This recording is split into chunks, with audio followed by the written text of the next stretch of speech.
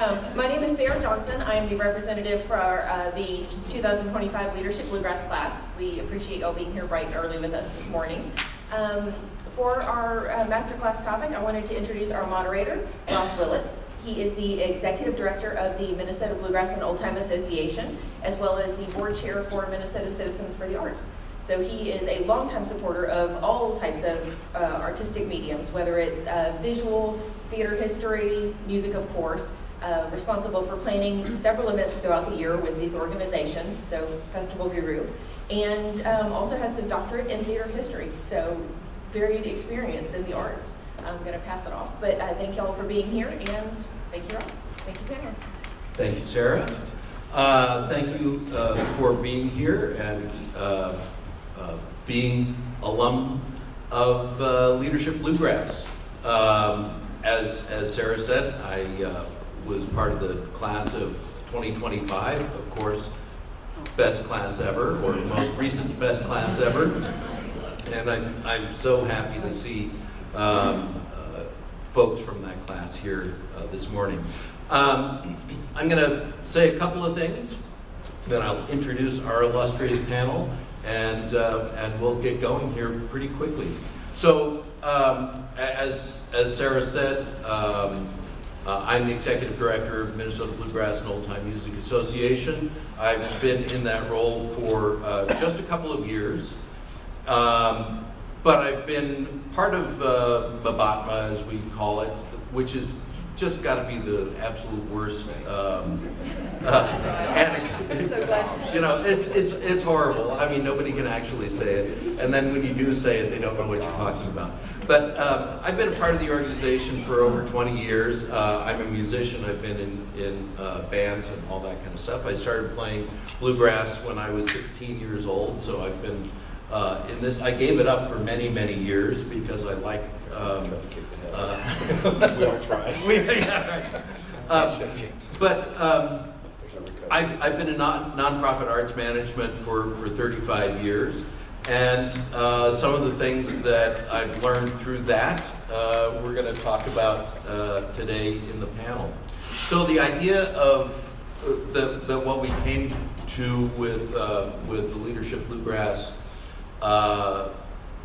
class in March was, how do we talk about the traditions of bluegrass, and how do we project what that means into the future? How do we find a community that is growing and vibrant and still respect the traditions of the bluegrass community?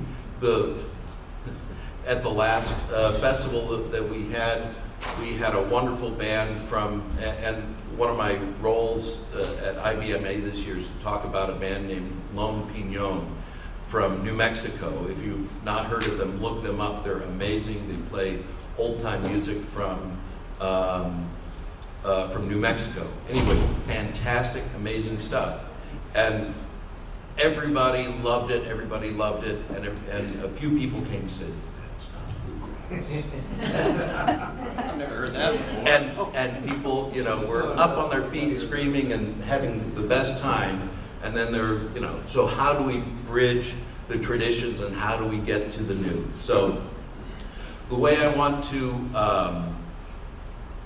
talk about this and have the panel talk about this is with this concept called a big, hairy, audacious goal, or BHAG. And another terrible. So this has been a concept in business for a long time, and it was introduced to me by the president of the St. Paul Chamber Orchestra. And what is a BHAG? What is a big, hairy, audacious goal? We've all heard. I believe that this nation should commit itself to achieving the goal before this decade is out of landing a man on the moon and returning him safely to Earth. Yeah. Right? That is a big, hairy, audacious goal. We don't have to worry about how to do it, but we're going to do it. We've planted a flag 10 years from now, and we're going to get that done. So that's kind of how we're going to move this conversation along today.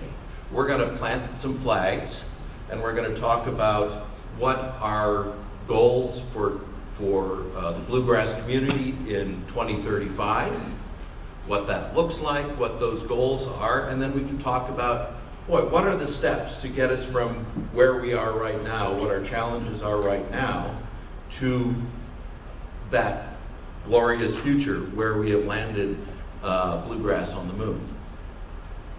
So, to do that, I'm going to introduce this wonderful panel. This is my left, your right. Which is it? We have Teresa Gooding from the California Bluegrass Association, Stephen Mogen from Dark Shadow Recording and Sam Bush Band. And we've got C.J. Lewandowski from Ramblin' Boy. Sure, you get his name right. Well, you know, he is the artist. And what I'd like you to do is each of you take a couple of minutes to introduce yourselves, and then we'll get into the conversation. You first. Hello. Yep. Is that on? Yep. Gosh, my name's Teresa Gooding, and I'm the president of the California Bluegrass Association. I don't have a lot. What do you want me to focus on? Anything in particular? Your history with California All right, Bluegrass I'll do and what. So I've been part of the organization for 50 this year, so is that better? That's better, right? So we're getting, I think, a little attention for that milestone because a lot of organizations, including Minnesota's coming up on that. IBMA is 40. I think a lot of us are thinking about our past. There's great Cahill, whose social consensus is turning 50, right? So I think, these milestones are causing a lot of us to reflect on how we got there and more importantly, how we're going to stay there. So I've been involved with the CBA for 30 years, 31, 32, something like that, yeah. So our kids were all born in those campgrounds and grew up in it, and two of them make a living on bluegrass right now. So that's my story. Stephen Mogen, I've been touring with the Sam Bush Band for 19 years. Been in Nashville for 25 years, I guess, almost 25 years. And I played with a lot of different folks, worked with a lot of different folks in the studio as a producer and engineer. With Dark Shadow Recording, we have a fleet of artists that have done very great things that I'm super proud of, and honored to be part of this discussion. I'm C.J. Lewandowski. Well, there it is. And good morning, by the way, and welcome to Chattanooga. This is a great place. I'm excited about it. I think this involves the next 10 years too. This is where we're at with IBMA. But anyhow, I started the Poor Ramblin' Boys in 2014 at a moonshine distillery in Gatlinburg, Tennessee. And so that's what I have done, and I'm proud to serve as a board member for the International Bluegrass Music Association. And I'm glad to be on the panel this morning. And what was your leadership bluegrass class? Mine was the best class ever, 2017. I was just a mere fetus. Wonderful. Thank you. Welcome. So we're going to start. I'm going to throw out some BHAGs, some big, hairy, audacious goals. And then we're going to talk about them, refine the goals, and then we're going to talk about how we get from where we are, pointing to that glorious future. So the three goals that I have in mind to talk about, and we'll kind of break them down individually as we go. But the three goals are: in 2035. 10 years from now, in 2035, artists will make a viable living in bluegrass music. That's nuts. But there it is. There's a big, hairy, audacious goal, right? Number two, in 2035, bluegrass organizations and associations are thriving and sustainable. Yeah. That would be California, that would be Minnesota, that would be IBMA, everyone else. And in number 3, in 2035, Bluegrass audiences are growing and engaged across generations. So, you like those goals? Yes. Okay. Do you have, as we're gonna start with talking about artists, and I'll have CJ start that. With that, artists will make a viable living in bluegrass music. What does that mean to you? And is that a goal is there any refinement of that goal that you want to talk about, or you want to go with that? I feel like strategy is a big factor when it comes to, Charlie, we were just talking about social media and all that kind of stuff, and how some things have changed from a promoter standpoint to be marketing and advertising. Now that has shifted, whether it's right or wrong, good or bad, more on the artist side of things, to where your creativity is being stifled a little bit, to where you can't concentrate on writing the material and learning these songs as much because you have more of a managerial position. I think, as artists growing in the next 10 years, I feel like we're going to have more managers, we're going to have more booking agents. That is a big thing, to where we can still do what we do and do it for you and make a living at it. So, I'm fortunate enough to make a living. It's you have to stay within your means, for sure. And it's been good, but there's always better. If you look at the national average, the poverty level, we're not too much above that. But it's there's room to grow, and you see it. I think we're in the right mindset. We're in the right path right now, because Billy Strings is selling out, amphitheaters and things like that. Also, Del McCurry has been doing it for years. So, taking somebody's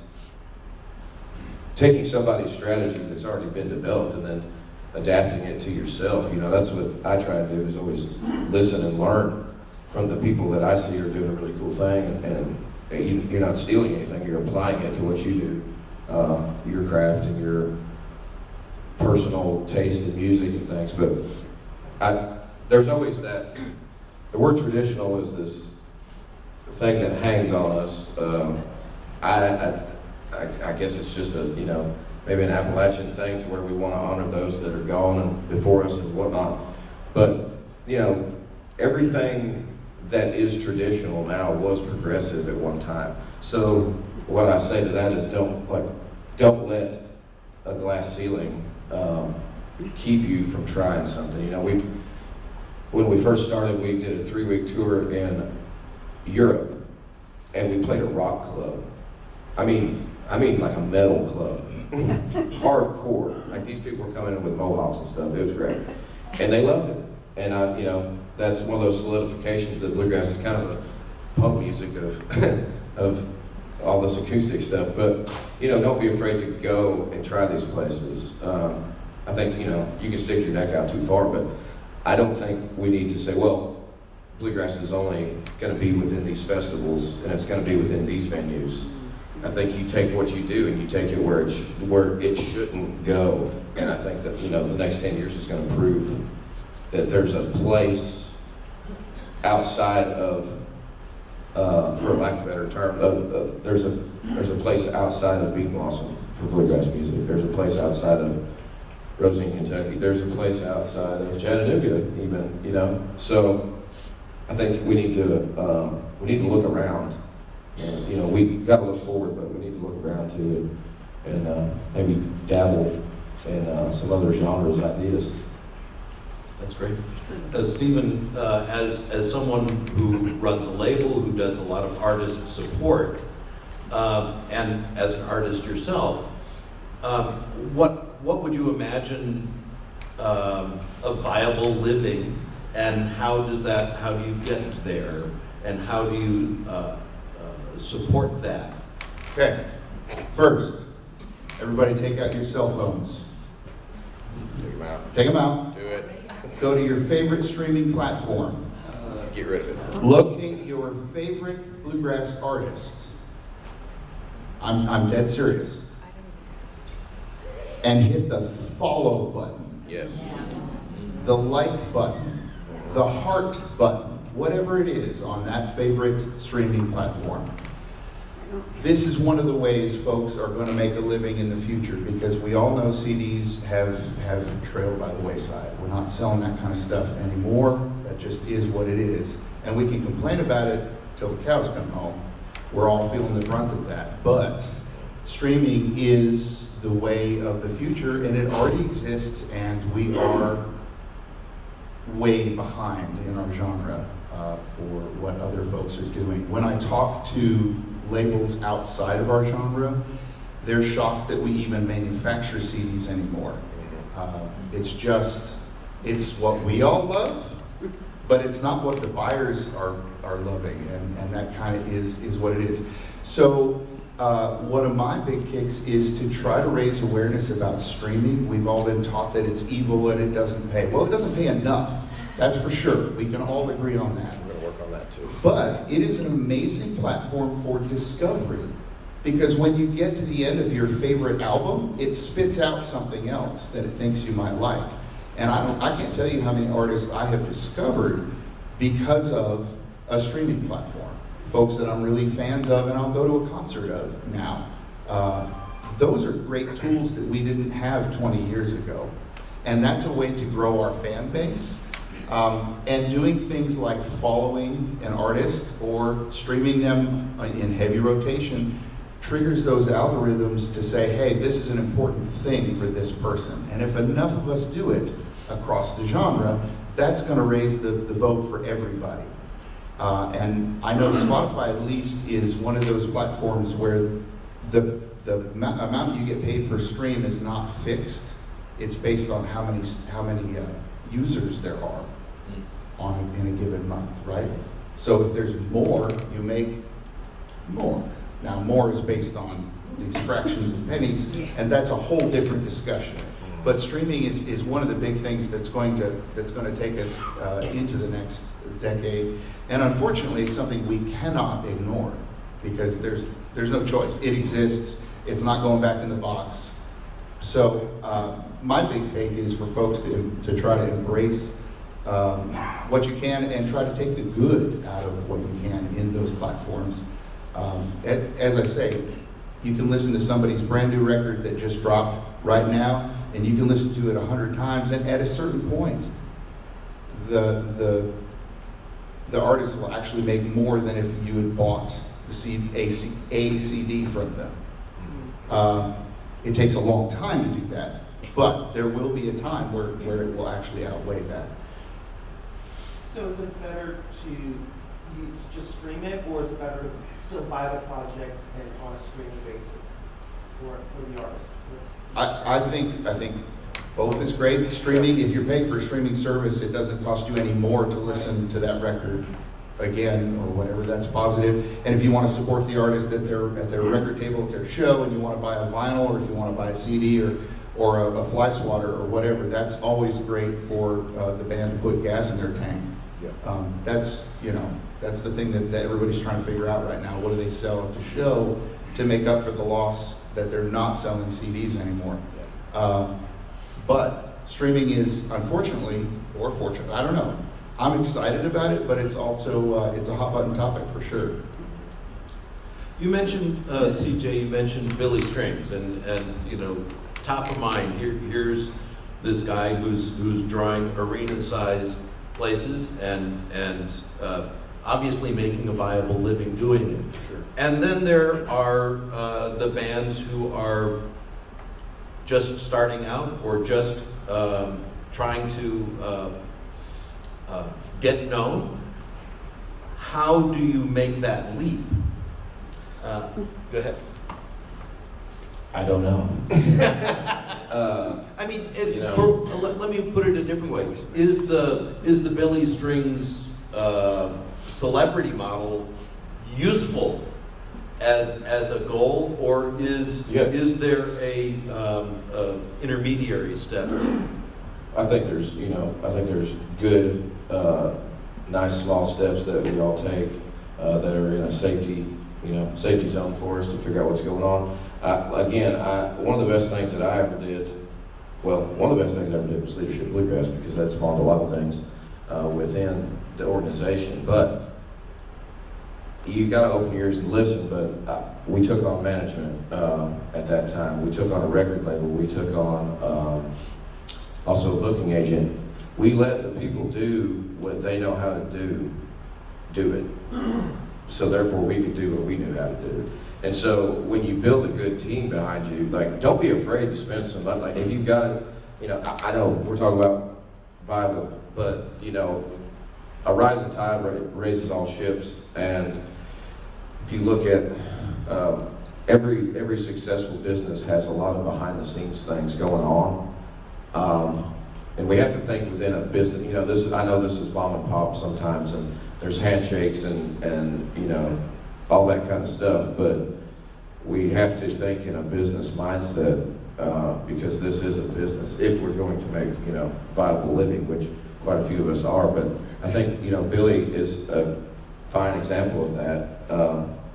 He is not afraid to listen to somebody else who has done this, been there, and all those things, and he's taking it somewhere where we've always wanted to, The last boom was probably Old Brother Warthau, but I feel like a good team, and also your team on stage, you have to have something that's it's gonna be a little different, you gotta find your little spot in this realm, and he surely did that too, The entertainment, things are evolving because our attention spans are a little bit shorter than they used to be. So, he's taken it to a completely different level just because he's got a team behind him that we don't even know about. We do know about, but we don't know everybody. Yeah, I had the privilege to watch Billy open for the Sam Band. I don't even know how many years ago that was. And I distinctly remember one run we did where we were on a tour bus driving overnight, and Billy was driving his van with the trailer overnight to all those gigs. So this rising success of his, he's worked really hard for it, and played a lot of really terrible shows to get there. I think it's a mistake to go, oh, let's just do what Billy did, because that's not realistic. But there are several lessons we can gain from that. One, the problem is not the music, right? Look at Billy's set list. He's playing Trad Grass for the most part. He's playing Larry Sparks tunes. The problem is not the music. And so going to chase something that's outside just for more acclaim, I think, is a mistake. I think making the music that the artist wants to make, that's the thing that sells. Authentic. The thing you get out of Billy is his love for Doc Watson and trad bluegrass and all of that. And that comes through in spades on those shows. The other thing that I think is very important to take away from that, and something I was sort of going to testify on this morning, was the idea that in bluegrass, it's pretty amazing that it's such a bootstraps music, that we've all, somebody has a hayfield, and then next year they have a festival, right? Somebody has a mandolin, and then next year they have a band. And it's great. It's a wonderful part of our community. But I think we get caught sometimes only looking inside for the way of growth. And I think one of the places that Billy succeeded heavily was his management team. Are they from a hip-hop industry or something like that? They're not bluegrass folks at all. And they don't think small thoughts. They think really big thoughts. And so he's playing really big places. And I think that's something that we can learn, trying to look outside of our industry for some answers that might help, solve problems that we are having that other people have already solved, but we haven't noticed because it's not in bluegrass. I guess that's what I was trying to say. Awesome, that's great. We're gonna move to. Oh, you've got. I'd like to add to that just real quick, because that is something that we've tried to do. Our booking agent was in the punk rock industry. He was a drummer in a punk rock band, and he has no idea who so-and-so promoter is. And they're like, oh yeah, we know CJ, and you know, he's like, okay, here's the price. No, well, no, we can't do that. But there's, you know, he's the guy that says, just like Billy's team, he's the guy that says, why don't we take your music, your authentic music, and Stephen is right, like, you have to do what you love to do, and it's gonna show in spades, and it's gonna take you somewhere different. Don't get up there and be uncomfortable, because everybody in the crowd is gonna see it. Like, get out there and do what you love to do, and do it with a group of people that you love doing it with, and it's gonna take you, that's what Billy's doing. His team is amazing, but also if he didn't have those 5 people on stage that got along so good and had the same mindset and the same goals, it wouldn't be happening. They're happy. We need to throw out happiness and all the time. Spread the love, even though we're singing about killing people. You got to throw out. But that's what you do. Like that was one of our, didn't do it on that scale, but look outside the box. That's what I was kind of hitting on earlier, is we took a punk booking agent who doesn't know anybody, Norman Adams from anybody, and he is putting us in, he's putting us at Rocky Grass, he's putting us at Bean Blossom, he's putting us wherever, but also it's the little places. Down here, Chattanooga, he put us at the Cherry Street Tavern, which is usually a rock club, but we did it, and we had a nice thing, and we got to spread our music. So thinking outside that box, and looking at the music industry as a whole, like the Recording Academy and things like that. Like, we are bigger than what we are. Sign up, like if you've done projects, you can become a member of the Recording Academy. You can make Bluegrass bigger just by doing these little side things and spending, I think it's $75 a year or something like that for Recording Academy. But when the Recording Academy sees that so many folk, Americana Bluegrass folks are doing this, that's going to raise it up. And who knows, Billy played the awards, the Grammys, because they saw such a shift towards acoustic music. And that was solely because a bunch of us did the legwork to say, hey, I need 2 nominations from a Recording Academy member so I can be a Recording Academy member as well.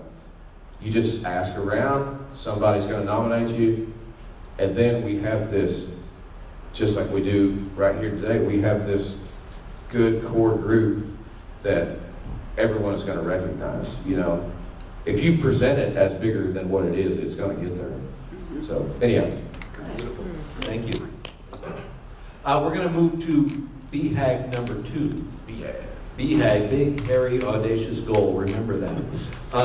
In 2035, bluegrass organizations and associations are thriving and sustainable. Teresa? What does that mean to you? What is thriving and sustainable? And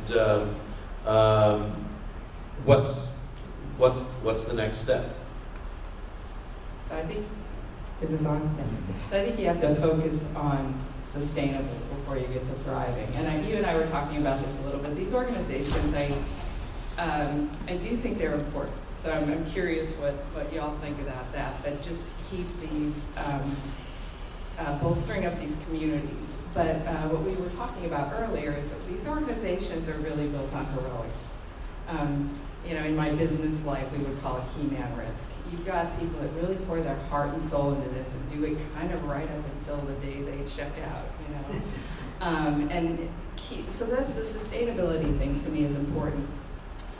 Succession planning to keep all of the components of these organizations for us and your organization as well. Minnesota Youth is a huge, huge part of this.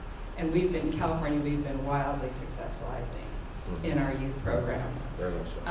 And so I'm not really sure where I'm going with all this. It's this sustainability, I guess, is a piece of it, but it's one, you have to look for new outreach. So, and continue to build on the ones that you have, which for us would be the youth, but we're reaching out into prisons. That's a little out of the box. We have a new program that is just really has a lot of enthusiasm that we call Spectrum Bluegrass, which is folks with on the autism spectrum, and that's just a big building community. We have a global outreach program, so I think you have to be very cognizant of how fragile these organizations are because of that heavy volunteer component. But you've got to continue to have these big goals, maybe not hairy, ours are little. And I do think that, my interest in this panel is the role that the associations play to support this. And maybe just to kind of tie it into the artist piece, we need to want to pay our artists. So we want to figure out how to make sure we charge enough to get an audience, but we want to charge as much as we can so we can pass as much. And many of us operate as nonprofits, so we want to pass as much of that off to the artists as we possibly can. So, where are we going next? You want to go there? I would, I've like 7,000 thoughts, so I'm trying to parse them down. One idea for me is to bring some individual artists in, maybe not an entire band, but do some one-on-one kind of, not one-on-one, but like a group workshop kind of thing for artists. If you could bring in CJ for the afternoon to talk about his band and do a class with some of your members, that kind of thing. I think the organizations are such a critical component, even in just advertising shows. That's a super helpful thing for artists. If you have a listing of all the things that are happening in your region that folks can check in on, that's wildly important. But I think also trying to foster mentorship, and the kids programs are massively important. Teaching youngsters how to play, because that's where it's coming from. And from outside looking in, it is folks that are willing to dig into social media and to be active there, because that's how people get messaging these days. And if the organization is not comfortable being very active on social media, it's hard to get the message out to the people that need to hear it. So Yes, I agree that the youth programs is a huge thing. As a kid in Missouri, there was a good regional bluegrass scene, but that regional bluegrass scene was based around an association called the Missouri Area Bluegrass Committee. Started in 1971, and it's still going today. I believe it's the oldest bluegrass committee in the country, but it's small, it's quaint. But, it gave an opportunity for somebody whose family didn't play music or anything like that to gather around people that had likeness, the same loves. And so I think these associations are extremely important to regional music, and that taps into authenticity, what you carry with you in your music as you become your own artist. What are those influences from those local guys that no one ever saw, and you carry that with you, and it turns you into a unique artist. And I think, big picture uniqueness, uniqueness is the future too.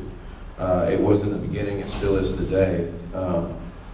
Be you. But the associations are taking the time. That's where the real love is. And I see the proof of it because I remember seeing our now guitar player, John Gooding, in California when he was just a little whippersnapper, and now he's playing in the band with us. Like that opens up the opportunities, because those kids, us kids, they get to go backstage and they get to visit all these people, and the community needs these associations, and I think the associations need the community too. So, for these to be viable, we have to have volunteers, we have to have fundraisers, we have to have all this thing to keep moving forward. And I think, there's a lot of associations that we can grow with, like take some of their ideas and go from that. But, the big picture of associations should be that Bluegrass is for anyone and everyone, and I think that's really important. I think there are several associations that are doing an extremely good job about that, but 10 years down the road when CBA turns 60, I hope to be over there, playing it. We can learn a lot from just, I know we're looking at a 10-year down the road, but we're on a really good track, I feel like. And these goals, Big, hairy, audacious goals. thank you, Yes. are attainable.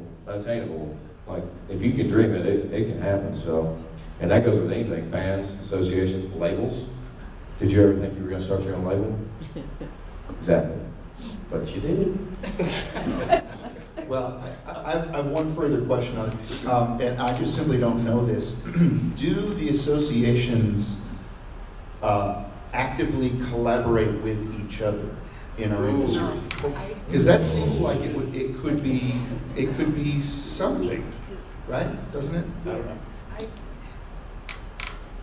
We wish we did better at that. We're very aware, well, from my perspective, we're very aware of that. I see Michael Hall out there. CBA and NCBS, Northern California Bluegrass Society, right? Have almost felt like one organization in many ways for many years. And I think as virtual technology got more available, we've been the California Bluegrass Association since our beginning, but it's really been very Northern California. We're really a statewide organization now and doing more to strengthen those partnerships with the Southern California associations. But I think that is vitally important. And I don't know, and if all associations are making that effort to partner, but we have to. It's the only way. There's only one pool of volunteers. And I do want to say something on volunteerism. That's a big community builder. If you can figure out a way to make your volunteering fun, and people talk about a loneliness epidemic. This is the solution. You get out there and you be with people, and volunteering is a big, I think, a selling point in a way. But yeah, the partnering with the volunteer organizations, the local ones, the little ones, that's a big, I think, component of achieving your BHAG. absolutely. Which is what we're here. Well, Could I just quickly say, one of the things in terms of the effectiveness of these organizations, Northern California has a very active bluegrass society generally, and this is not just the organizations, but it's also other promoters in the area and all that sort of stuff, and rock promoters doing bluegrass, all that kind of stuff. And one of the reasons is our two clubs work very hard, and we have really been tilling soil and making it happen. And for an outlying area, I think we've done very well. And so somebody said, I don't know how effective they are. In our area, it's been very great. That's great. I'm going to hold on questions and comments, but I do want to say for me, as someone leading an organization in Minnesota, which is far removed from other organizations, Leadership Bluegrass was such an important thing to be able to meet all of you who are running other organizations. Now I have faces. Now I have a group of contacts that I can say, here's what I'm dealing with. How do you get there? And I made those phone calls, and that's one of the great things about Leadership Bluegrass and IBMA pulling this together.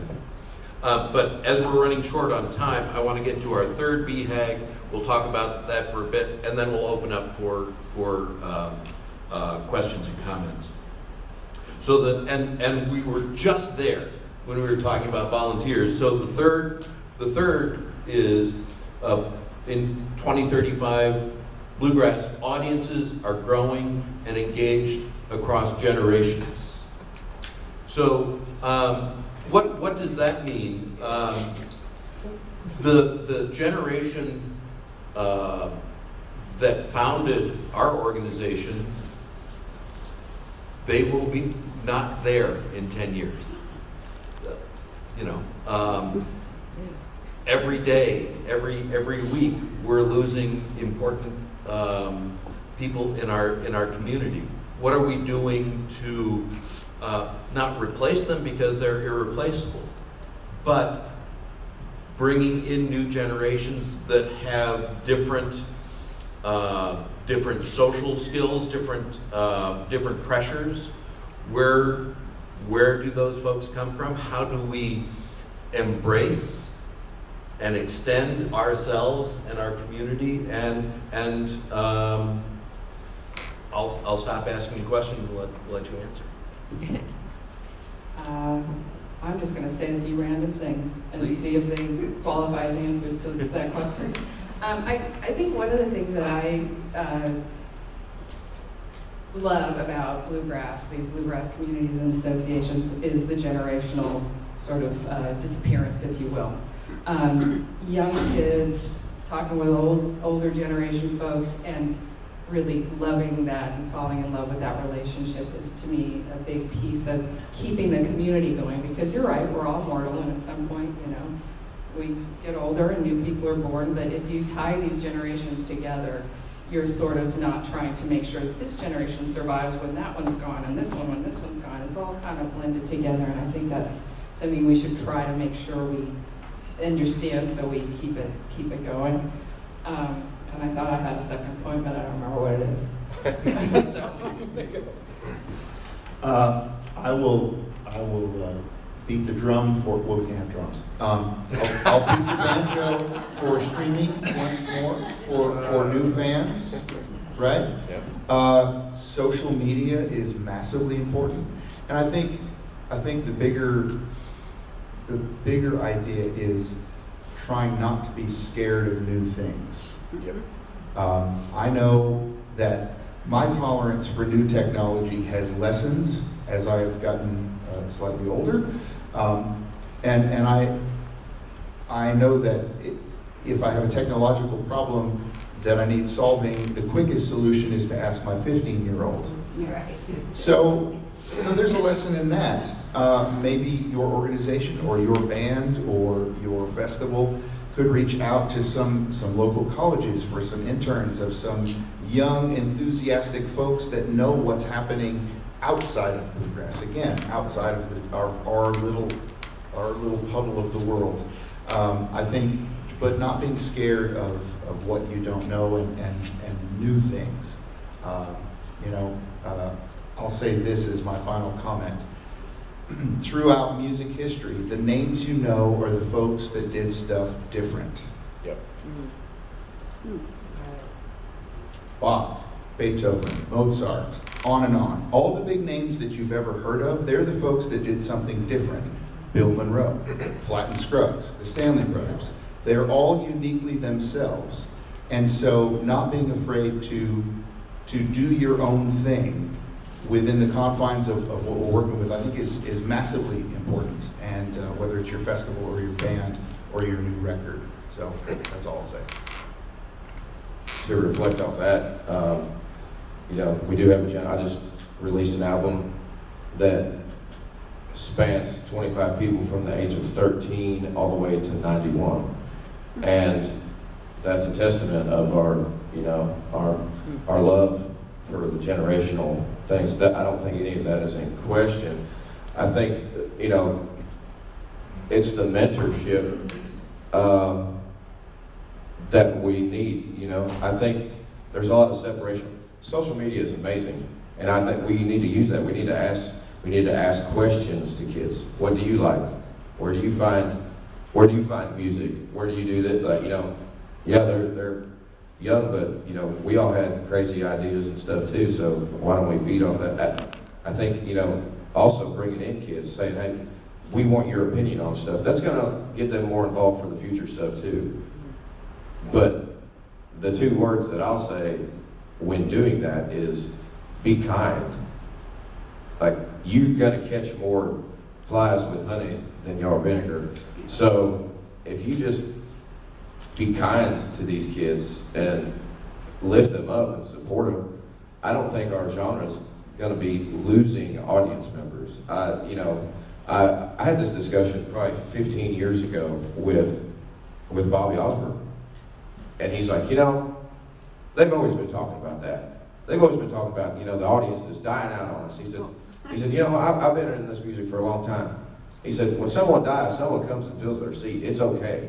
So, again, you're being uniquely yourself. You're drawing people in. You're attracting people. If you're doing that in a positive spirit, they're going to show up. They're going to come.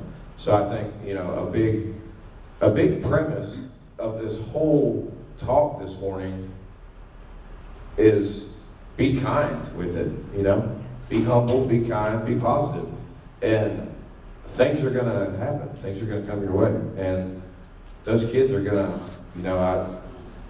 it's weird to be in this middle generation now because I've always been one of those that I'm a through and through preservationist, traditionalist, historian. I love the past.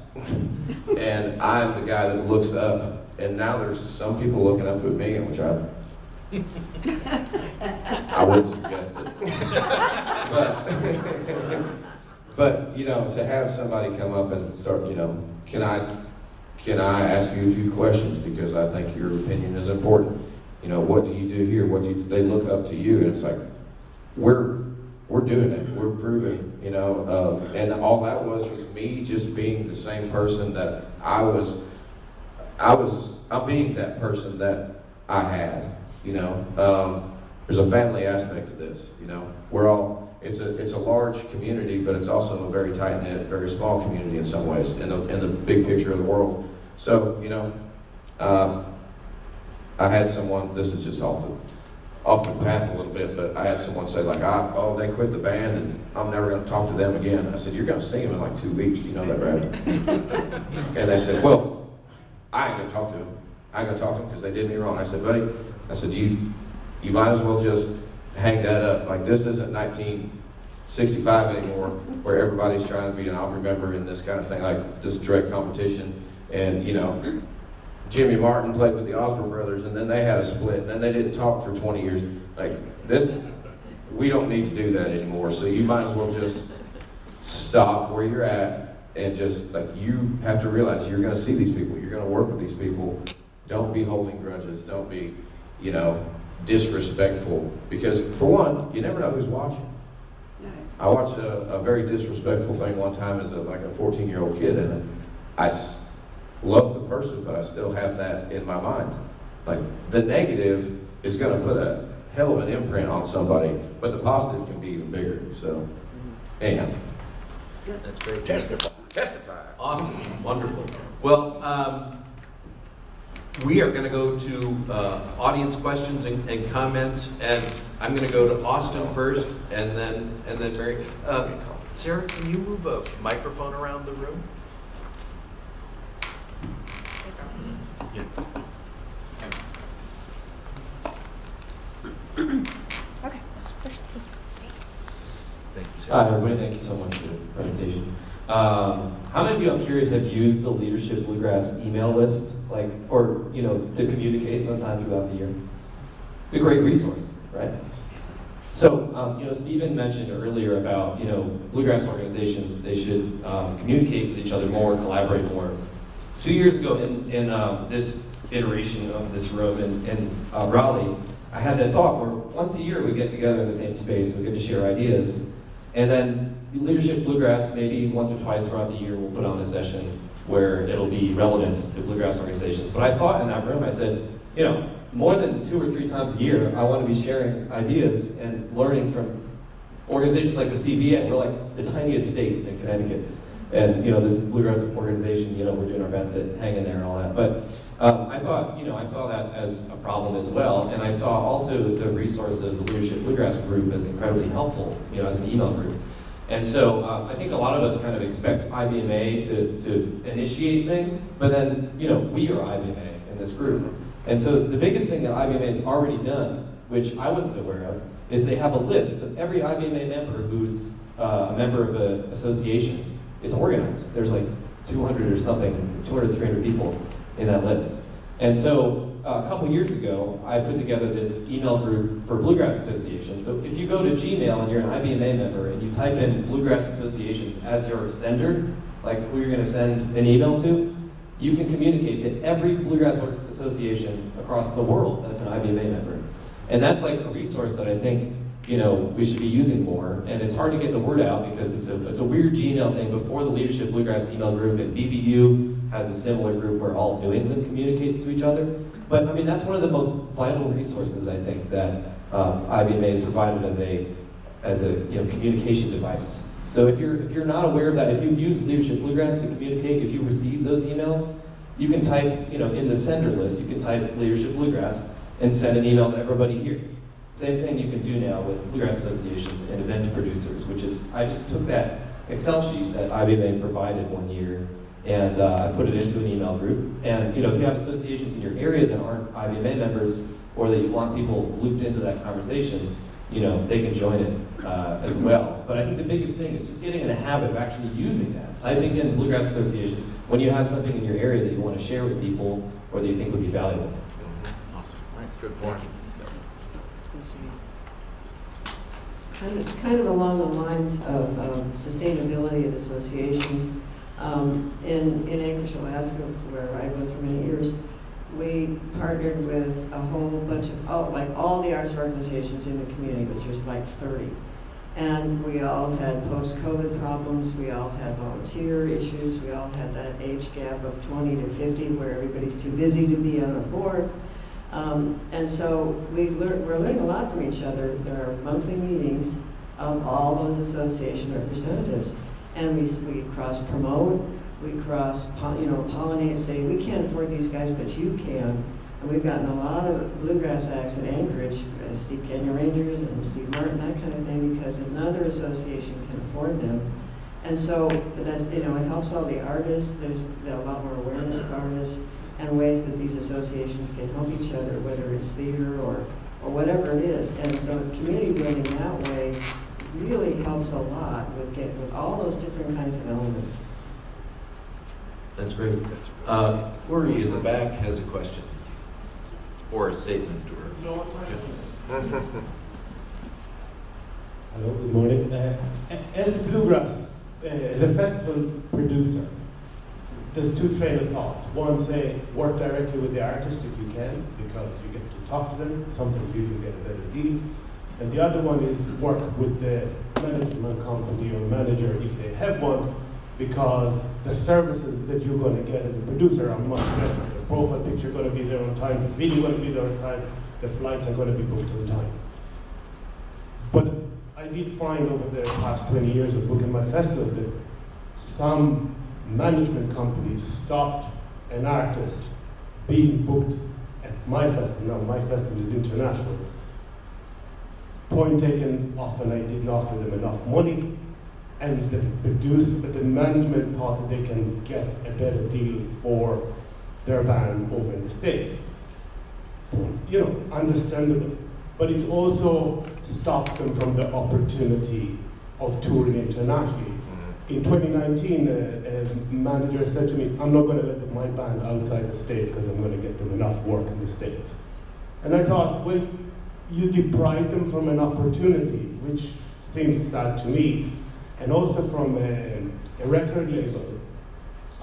In 2025, I booked 2 artists from one particular record label here in America, and I approached the record label and says, would you like to partner with my festival? Based on the fact I already did the groundwork. You don't have to give money, you don't have to do anything.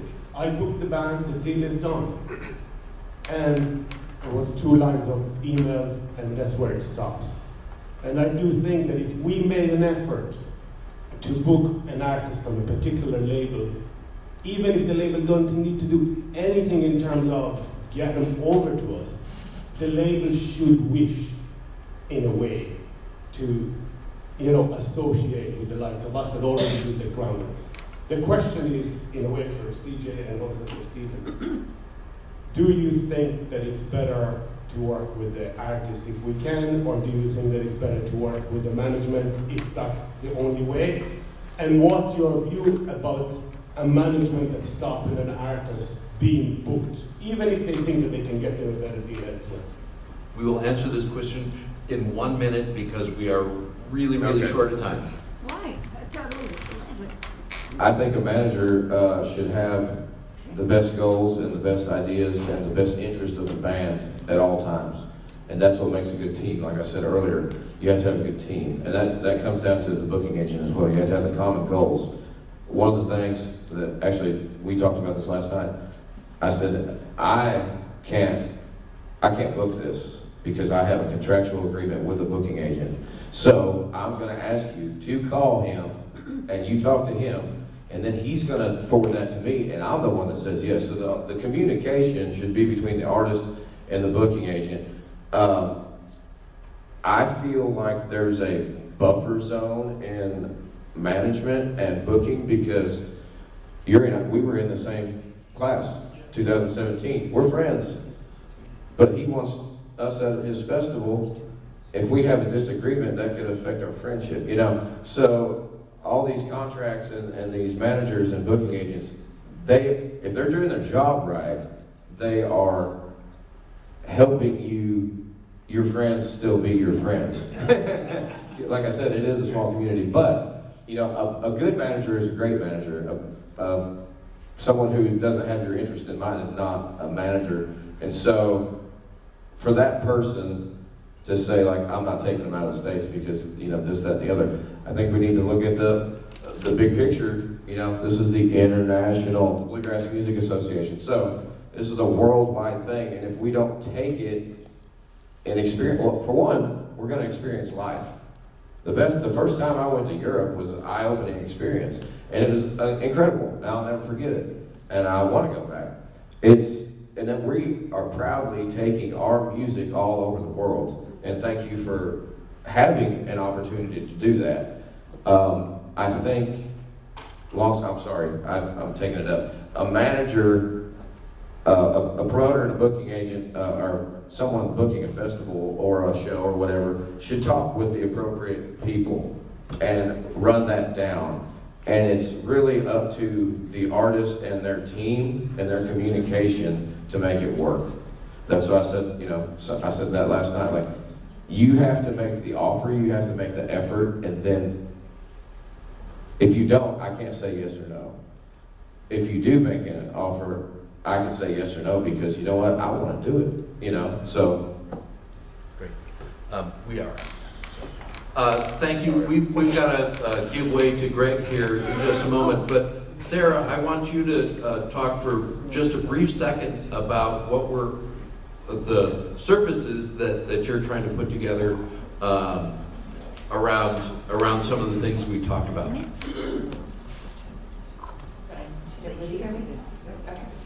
So one of the projects that our Leadership Bluegrass class had was to take all of these broad ideas and these BHAGs and put them into a usable resource for everybody, not only for Leadership Bluegrass alumni, but for IBMA and people who are not, members of IBMA.